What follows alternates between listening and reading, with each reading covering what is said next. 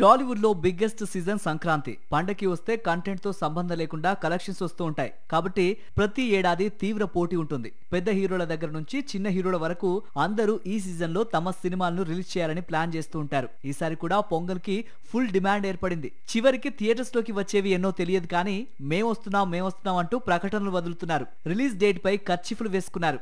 2026 సంక్రాంతికి అందరికంటే ముందుగా కర్చీఫ్ వేసింది మన శంకర వరప్రసాద్ గారు. మెగాస్టార్ చిరంజీవి, డైరెక్టర్ అనిల్ రావిపూడి కాంబోలో తెరకెక్కుతున్న సినిమా ఇది.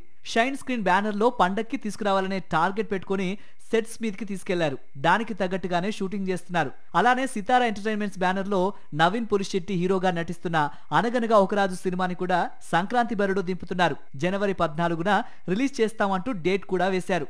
రెబల్ స్టార్ ప్రభాస్ హీరోగా మారుతి డైరెక్షన్ లో రూపొందుతున్న the Raja Saab cinema Sankranti race లోకి కాస్త లేట్ గా ఎంట్రీ ఇచ్చింది. ముందుగా డిసెంబర్ మొదటి వారంలో రిలీజ్ చేయాలని భావించినప్పటికీ చివరికి ఫెస్టివల్ సీజన్ లోనే తీసుకురావాలని పీపుల్ మీడియా ఫ్యాక్టరీ నిర్ణయించుకుంది. జనవరి 9న థియేటర్స్ లోకి వస్తుందంటూ ప్రకటించారు. ఇందులో శర్వానంద్ నటిస్తున్న నారీ నారీ నడుమ మురారి చిత్రాన్ని కూడా సంక్రాంతికి రిలీజ్ చేస్తామని అనౌన్స్ చేశారు. ఫైనల్ గా సంక్రాంతికి ఎన్ని సినిమాలు వస్తాయన్నది పక్కన పెడితే నైజాంలో సింహభాగం థియేటర్స్ ది రాజా సాబ్ సినిమాకి దొరికే ఛాన్స్ ఉంది. మైత్రి మూవీ మేకర్స్ ఈ చిత్రాన్ని రిలీజ్ చేయనున్నారు.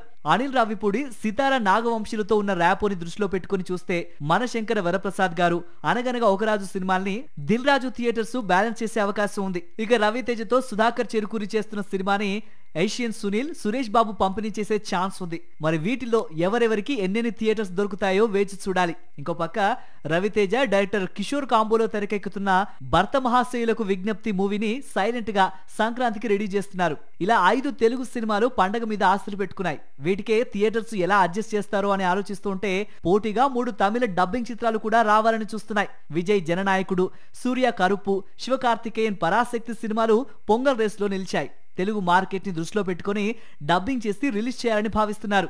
సంక్రాంతి సీజన్ లో 4 సినిమాలు విడుదల చేసుకోవడానికి అవకాశం ఉంటుంది. కానీ ఈసారి తెలుగు నుంచే 5 చిత్రాలను ప్లాన్ చేస్తున్నారు.